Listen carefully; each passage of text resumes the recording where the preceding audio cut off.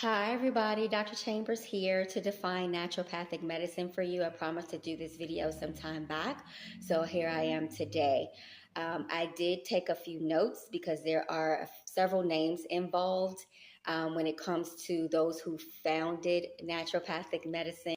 So let's get right on into it. So, as far as naturopathic medicine is defined, it is the preventive and complementary approach to healthcare using natural therapies or modalities to bring about cure to disease or imbalance, dysfunction to the body. And there are various forms or treatment modalities that can be used. And the ones that I particularly use or that resonate more closely with me and that I use in practice are botanical and herbal medicine, which we know has a history from the continent. And we'll talk more about that in just a moment, as well as clinical nutrition, hydrotherapy, essential oils, lifestyle counseling, and again, there are several other modalities that fall under the umbrella of naturopathic medicine. So, if you all recall, if you had a chance to look at any of my other videos on YouTube, I mentioned the Flexner Report. And so, we talk about the history of naturopathy or naturopathic medicine. Those origins are said to have started in Europe, and the individual who is named responsible for that is of Thomas Allinson. In 1880, he termed naturopathic medicine as hygienic medicine. And then the term naturopathy or naturopathy, people say it differently, was coined in 1895 by a John Shield. Then it was then purchased by Dr. Benedict Lust, which is the doctor that most naturopathic doctors are familiar with, and he is also known as the father of the United States naturopathy or naturopathy. Again, people use these terms and the pronunciation of them interchangeably. So those are who are responsible or have been established as founders of naturopathy or naturopathic medicine. But again, we know, especially if we're talking about herbal medicines, that has its roots in the continent of Africa.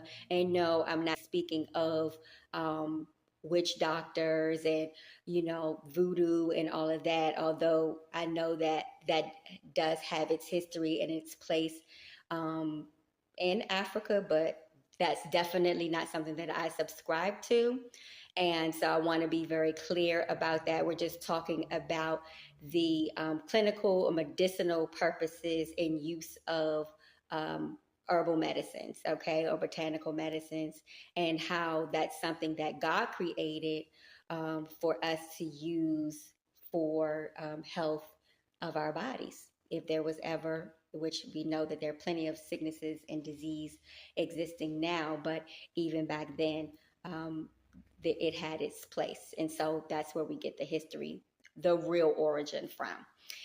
And so how this plays into current or modern day medicine is we have a few gentlemen who were businessmen, entrepreneurs who were very wealthy, and their names are John Rockefeller and Andrew Carnegie, and then Harry Anslinger. And John Rockefeller was an oil tycoon who had loads of money. I think at his death, he was worth $300 to $400 billion. And so he and Andrew Carnegie got together.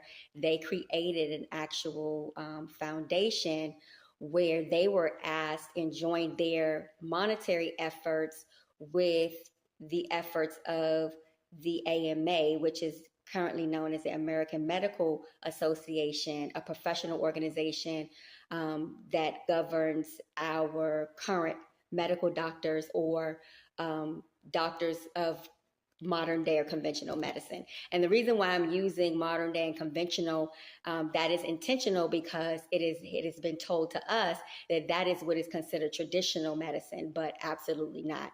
So the traditional medicine was actually naturopathic medicine, okay, where naturopathy, chiropractic medicine, um, then there's a host of other disciplines, and like the use of botanical medicines and things of that nature. That was considered commonplace or common medicine well before the 1800s. So John Rockefeller again and Carnegie joined their efforts with AMA, and they created or established the Flexner Report of 1910.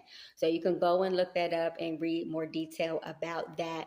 But its whole goal was to dismantle what was known as medicine at the time, which was the use of natural therapies and diet and things of like what we do now today as naturopathic doctors.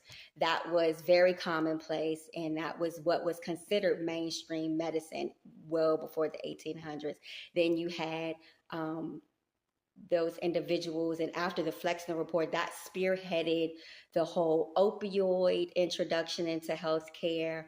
And so you can do your history on that as well, which basically introduced chemicals or drugs, prescription drugs per se. That was the introduction to the whole onset or history of medicine. And as a matter of fact, the Flexner Report was authored and named by Abraham Flexner.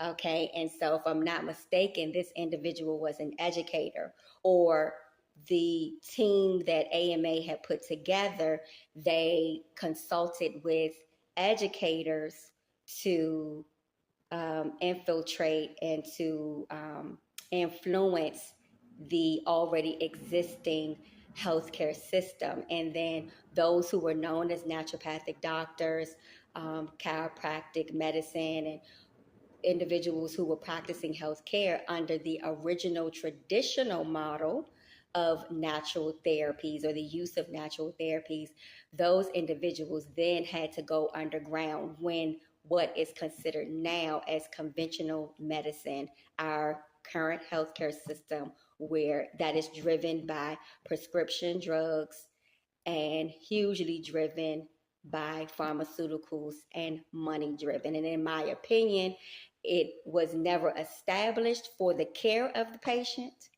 And to this day, that has, in a lot of regards, has proven to be true. Now, I am not saying that there is not a place for modern day medicine, especially for acute situations, conditions, healthcare ailments, where and in emergencies, in urgent situations. So for example, if someone goes out and gets hit by a car, no, I don't want herbs to be the mode of treatment. Okay, of course not. We have to use our common sense here.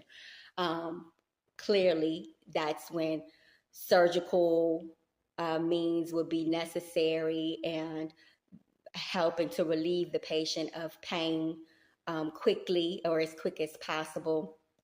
So of course, it has its place. And quite frankly, I believe that natural therapies, naturopathic medicine, and what is considered conventional medicine with our current healthcare system work better. And that's why I defined it initially as complementary. And so what is also, which is a term that I don't agree with, which is alternative medicine. Naturopathic medicine is not the alternative, okay? We were the originators of healthcare, formal, I should say, established healthcare, all right? And so, yes, so that's what that is. Hopefully I'm being very clear. And if there are any questions, feel free to put those in anywhere in the chats of any of my social media